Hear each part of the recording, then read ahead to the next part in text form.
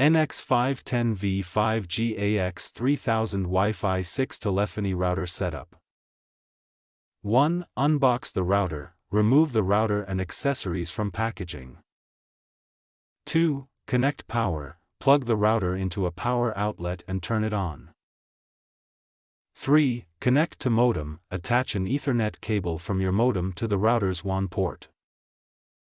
4. Wait for LEDs to stabilize, wait for the power, internet, and Wi-Fi LEDs to show a stable connection.